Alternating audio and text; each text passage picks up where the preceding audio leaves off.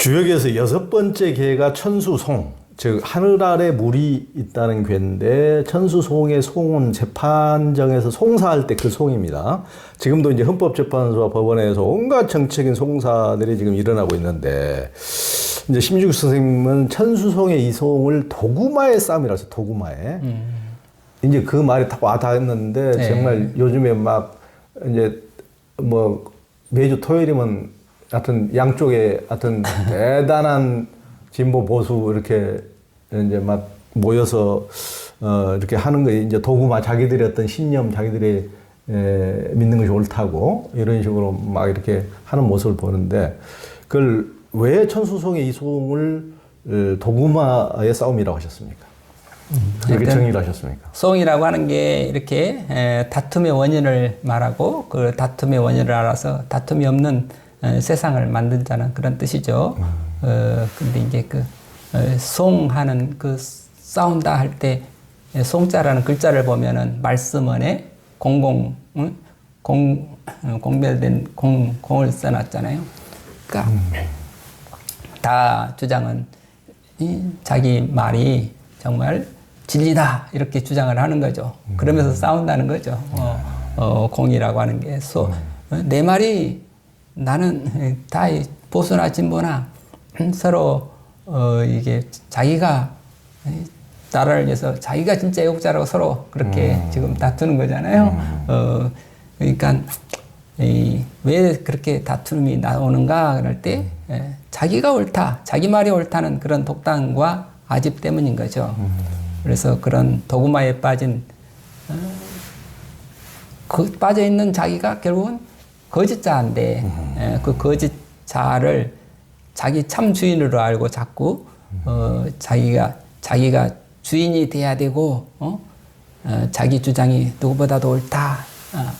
그러니까 진짜 주인이 아니고 가짜 주인을 진짜 주인으로 이렇게 붙들고 있는 모습에서 이 모든 싸움이 일어난다 이렇게 보는 거죠. 그러니까 이런 도구마에 빠진 사람일수록 누구보다도 강한 자기 확신이 있잖아요. 그러니까 그런 사람일수록 다른 사람과 화합하기가 어렵죠. 자기가 누구보다도 내가 나라의 정의를 위해서 열정을 바치는 내가 가장 어려운 사람인데 그런 그 확신을 가지고 있으니까 그럴수록 소통이 안 되는 거죠. 그럴수록 그 사람은 위험한 사람이 되는 거죠. 근데 그 사람 속에는 거짓차를 자기로 갖고 있기 때문에 사실은 굉장한 불안과 두려움에 빠져 있다는 거죠. 본인도. 그래서 기독교에서는 그런 사람을 마음이 완악하다, 사탄에 사로잡혔다 그렇게 말을 하는데 그런 사람이 만약에 나라의 권력을 잡으면 독재자가 되는 거고 세상이 공포사회가 되는 거죠. 그렇게 그냥 자기 확신을 가지고 그렇게 막 이렇게 쥐어짜면은 잠시 잘 되는 것 같지만 본래가 그건 허황된 속임수가 있고 본래가 거짓이기 때문에 오래 갈 수가 없다. 그래서 모든 도구마와 독재자는 결국 망하고 마는데 또 늘 또 나타나고 하는 게 세상이죠. 중요한 거는 우리가 그런 도구마에 어떻게 빠지지 않으려면 어떻게 해야 되나. 그게 이제 말하고자 하는 거죠. 항상 그 방법은 겸손해라, 모름지기를 지켜라.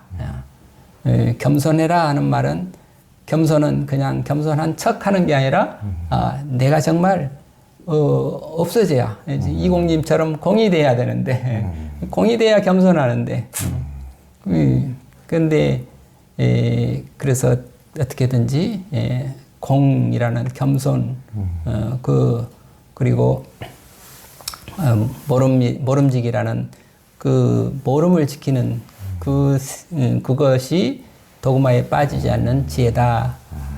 근데 사람이 한번 도구마에 빠지면 혼자서 헤어나기가 어렵죠. 한번 이렇게 나방이 가다가 거미줄에 딱 걸리면 그 거미줄에서 벗어나기 어려운 것처럼 이 그물망, 자기 생각의 그물망이 자기가 옳다는 자기의 사상의 그물망이 딱 아주 촘촘하게 만들어 놨기 때문에 그 자기가 뺑뺑뺑뺑 거기서 돌면서 개미 쳇바퀴 돌듯이 돌면서 항상 거기서 벗어날 수가 없는 그 사유에서 그래서 불교에서는 미망에 빠졌을 때는 선지식을 찾아라. 그래서 이렇게 있다는 어떻게 하면 도구마에 빠지지 않을 수 있을까? 겸손해라. 어떻게 도구마에서 벗어날 수 있을까? 선지식을 만나라. 그래 그렇게 말씀을 드리는데 또 송과 관련해 가지고 한번 송사가 서로 다툼이 일어나게 되면 어떻게 이걸 또 해결해야 됩니까? 그랬을 때 뭐 우리 사람들은 다 법으로 해결한다고 법으로 해결한다고 하는데 법으로 해결하면 원한이 남지요. 누가 그게 그래서 법으로 해결하기 전에 누가 옳고 누가 그르다 그러고 누가 제3자가 심판을 해주면 거기에 반드시 원한이 남게 되는 거잖아요. 그러니까 둘이서 서로 화해를 해야 그게 문제가 해결이 되는데 그래서 둘이가 화해가 다툼이 있기 전에 다툼이 있으면 서로가 법으로 가기 전에 화해를 해야 되겠고 그 다음에 더 좋은 거는 가장 좋은 거는 다툼이 일어나지 않게 미리서 예방을 하는 것이 가장 좋지 않느냐. 그래서 이제 이런 송에 대해서 이런 것들을 알게 되면 이제 지도자는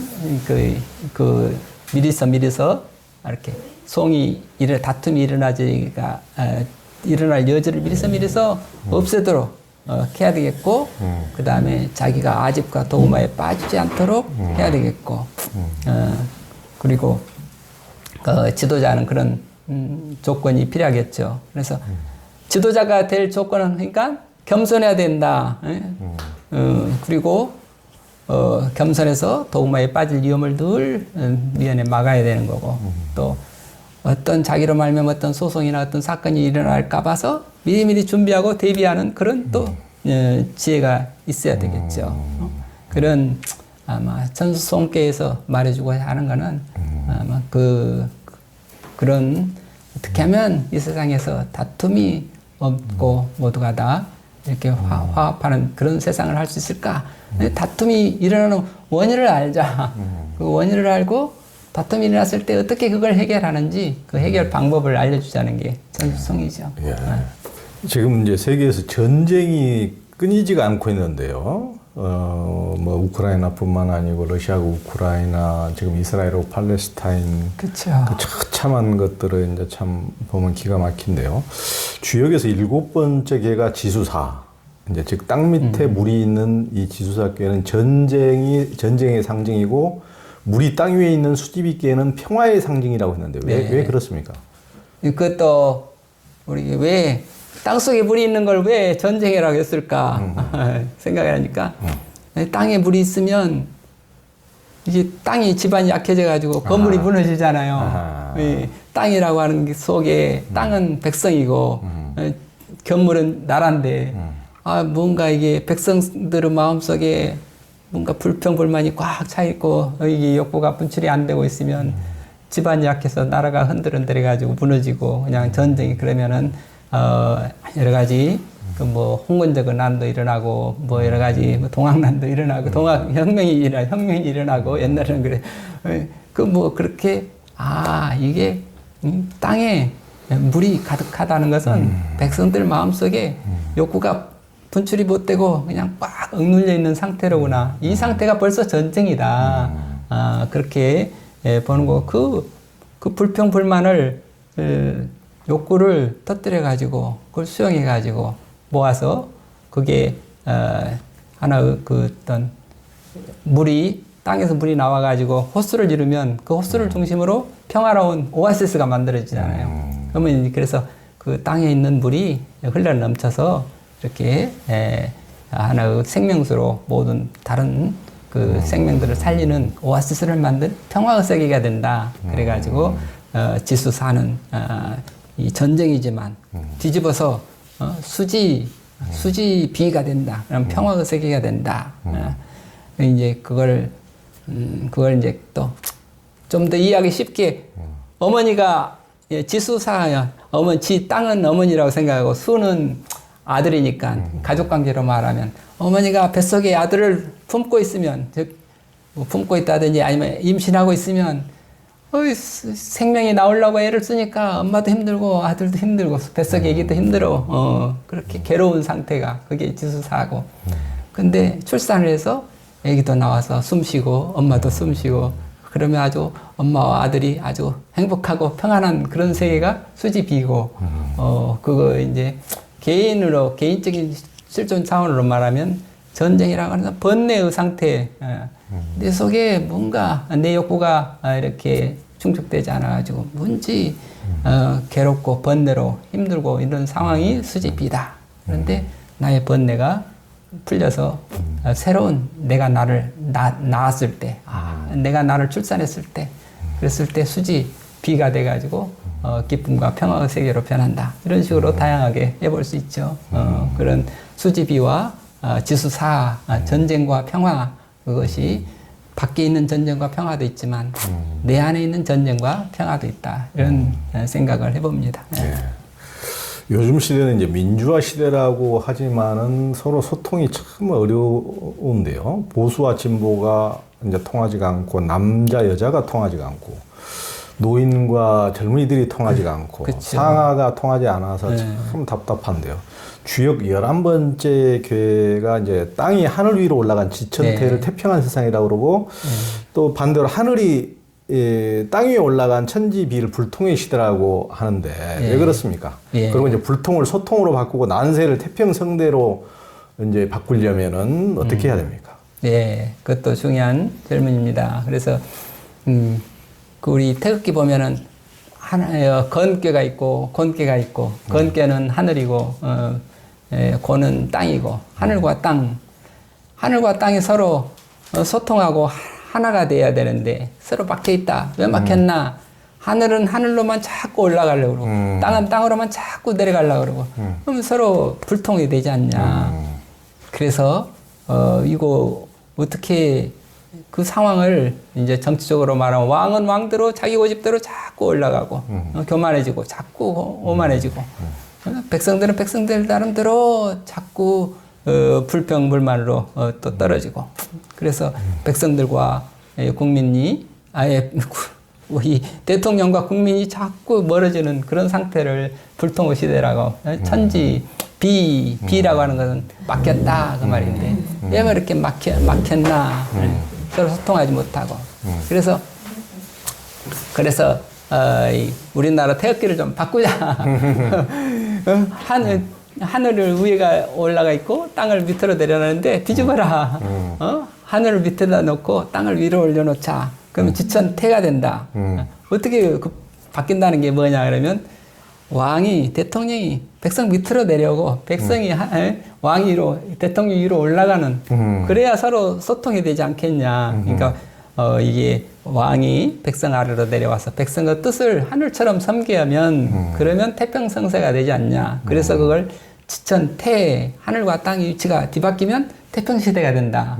그런 주역에서 그런 교훈을 주는 건데 달리 말해서 높은 자리에 있는 사람이 자꾸 자기 교만함을 내려놓고 땅 밑으로 내려와라. 그러니까 그래서 어떻게 하면 그 방법이 뭐냐 내려오라는 거죠. 그러니까 어떤 밑으로 내려오려면 겸손해야 되고 자기 아집을 벗어야 되고 그 다음에 눈이 뜨야 되고 그럼 어떻게 표현하든지 간에 하여튼 개인적으로 말하면 내 무명을 벗고 아집을 벗고 그래야 하늘과도 통하고 땅과도 자연과도 통하고 사람과도 통하는 거죠. 그래서 어떻게 하면 그 상하가 중요한 것은 우리 이게 이 상하가 서로 소통하는 세계. 정치적으로 말하면 정치 지도자들하고 이 국민들하고 소통하는 그런 관계가 돼야 되는데 어떻게 하면 되나 그러면은 하늘과 땅의 자리를 변해라. 그 위에 있는 사람 내려오고 안 있는 사람은 위로 올라가고 그래서 서로 입장과 역할을 바꿔서 생각해라. 그러면 서로 상대의 마음을 알게 되고 그래서 소통하고 공감할 수 있지 않겠느냐. 그거를 우리가 다 아는 역지사지 처지를 서로 바꿔서 이렇게 자기가 앉아 있는 의자를 상대방이 있는 서로 의자를 바꿔서 역할을 바꿔서 여자가 집안에서건 나라에서건 뭐 회사에서건 그런 역지사지로 서로 이해하고 공감하고 그래서 소통하는 그런 지천태의 세계를 만들자. 그래서 거의 하여튼 왜 그렇게 소통이 안 되나 그랬을 때 무명에 빠져서 미망에 빠져서 그렇다. 아집에 빠져서 그렇다. 그거 하나하고 내가 지금 혹시 무명에 아집에 빠져 있는 건 아닌가 그런 말하고 그 다음에 하나는 역지사지 이 두 가지 그 무명에 어떻게 빠지지 않으려면 항상 내가 다 안다 하는 게 아니라 나는 모른다 오직 모를 뿐 모름지기 나는 내가 아는 것보다 모르는 세계가 더 많다고 해서 자기가 알고 있는 자기가 붙들고 있는 생각과 고집을 내려놓을 수 있잖아요. 그렇게 되면 무지 나는 모름을 지키는 사람 모름지기 그 말하고 그러니까 소크라테스가 무지지지 그런 얘기를 했는데 무지지지를 지혜가 뭔가 그러면 자기가 무지인 것을 아는 것이 지혜다 그랬는데 다스쌤은 그걸 우리말로 모름지기 이렇게 표현한 거죠. 우리가 문지기 하듯이 문을 지키듯이 자기가 모름의 세계를 지키는 나는 문지기다. 모름을 지키는 사람이다. 그러니까 나는 모릅니다. 나는 아는 것이 없이 모름의 세계가 있다고 하는 그 모름의 세계 밑에서 항상 겸손한 그런 모름지기를 지켜라.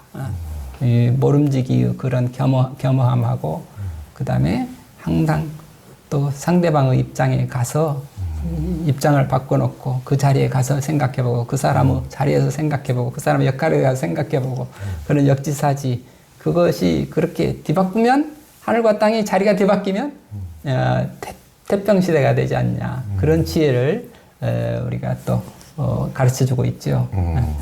그러니까 이게 이제 태극기에서 이제 건기가 위에 있고 공기가 아래에 있는데 뒤바뀌어서 이제 공기가 땅이 위로 올라가고 백성이 좀 위로 올라가고 네. 하늘이 이제 왕이나 대통령이 좀 교만을 내려놓고 밑으로 내려오고 그 지천태계가 되면은 이제 태평 시대가 오니까 태극기를 아예 바꿔버려야 되겠네. 근데 공공감들 이제 근데 그게 이제 그것도 중요하지만은 그런 식으로 그러니까 뭐 태극기 부대라지만은 태극기를 들고 있으면서 그냥 계속 봉건 시대의 어떤 독재자들을 계속 그렇게 더 독재하라고 이렇게 부추기는 이런 것은 상식적으로 납득이 안 가는데 그런 시대로 돌아가라면 본인들은 아무도 돌아갈 사람이 없을 것 같은데 이 시대가 이렇게 변화되고 지금 양반 상놈이 있는 시대도 아니고 노비처럼 살으라고 왕 밑에 그렇게 살으라고 하면 살 사람이 없을 것 같은데 그걸 하자고 하는 것도 이해가 안 가는 건데 그 뭐 꼭 그쪽만 태극기 쪽만 그런 것이 아니고 이쪽도 하여튼 지금 이제 권력을 좀 내려놓고 이렇게 조금 더 권력을 분산하고 이런 길이 있음에도 불구하고 그런 것은 자기에게 권력이 주어질 길이 있으면 그것은 턱끝만큼도 할 생각이 없거든요. 이렇게 역사적인 아픔을 딛고서도 이렇게 교훈을 통해서도 우리가 참 배우지 못하는 것을 늘 보기 때문에 참 안타깝습니다. 네, 그렇죠. 정말 근데 아집이라고 하는 게 그 집착이라고 하는 게 그 권력이라든지 명예라든지 아니면 돈이라든지 그것을 꽉 붙들고 그걸 내려놓을 수가 없으니까 그것이 침해에 당할까 봐서 그러는 사람들도 있고 그러는 그 아집과 집착이라고 하는 그 부분이 나는 무엇을 이렇게 꽉 붙들고 있는가 그것들을 좀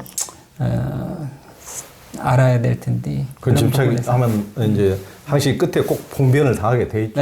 봉변을 그렇게 이제 그걸 역사적으로 늘 그렇게 봉변당하는 우리나라의 그런 최고 권력자들이 봉변을 당하는 모습을 수없이 보면서도 그것을 자기 문제로 잘 깨닫지 못한다는 것이 참 안타까운 일입니다. 그러니까 주역에서 19번째 개가 지택님개인데요. 여긴 지택님개라는 것은 호수 위에 땅이 있는 개인데 지택님의 니는 봉건 시대 군주가 군림한다고 할 때 이 이말림 예. 지택님의 그 이말림을 쓰는데 왜 군림한다고 했을까요? 그 지택을 왜 님께라고 했나? 어? 굴리말 님, 이말 님자를 썼나? 그랬더니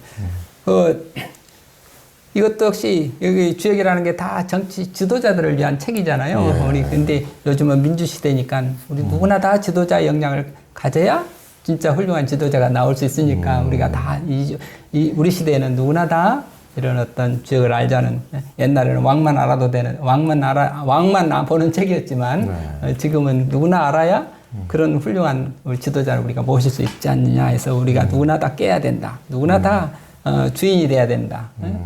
그런데 그러니까 이 정치인뿐만 아니라 뭔가 이 사회적인 뭔가 이 리더를 지도자라면 반드시 림께를 한번 봐야 되겠죠. 왜 림께라고 했을까? 바다가 땅을 지택, 여기서 택은 또 바다로 생각하면 되죠. 바다가 땅은 백성이라고 생각하면 백성과 이 임금의 관계, 대통령 지도자의 관계가 바다와 땅과의 관계처럼 생각하라 이거죠. 뭐 땅과 바다가 어디가 더 높아요? 결국은 아까 이 하늘이 백성 밑으로 내려와서 백성을 하늘처럼 섬긴다고 그러는데 백성 밑으로 내려가는 것이 여기는 또 바다라고 표현하는 거죠. 바다가 되어서 땅을 섬겨야 되지 않느냐. 한번 그려봤어요. 그래서 바다는 땅보다 아래에 있잖아요. 땅 위에 바다가 없잖아요. 바다는 항상 땅 아래가 있죠. 그러면 이 바다가 땅을 떠받들고 있듯이 그렇게 섬김으로 나라를 다스려야 된다. 그래서 지택림 하는 거는 와 이게 바다가 땅을 받들고 있지 않느냐. 바다는 모든 것을 다 땅에서 오는 것들 다 받아주고 섬기고 있지 않느냐. 그렇게 정치를 해라. 그래서 옛날 왕도 자기를 말할 때 저는 과인입니다. 과인은 덕이 부족한 사람입니다. 그런 얘기죠. 또 저는 불고기입니다. 불고기라고 하는 것은 나는 곡식 농사도 모르는 사람이에요. 논에 가서 핀지 변지도 피가 뭔지 나락이 뭔지 구별도 못하는 사람이에요. 그러니까 저는 백성만도 못한 사람입니다. 나는 밥 먹을 자격도 없는 사람입니다. 저는 그런 겸손함의 표현으로서 왕의 이름을 그렇게 지었는데 그 정신이 결국은 이 백성들을 섬기는 그런 정신이지 않느냐. 백성들을 바다가 자기는 바다가 돼가지고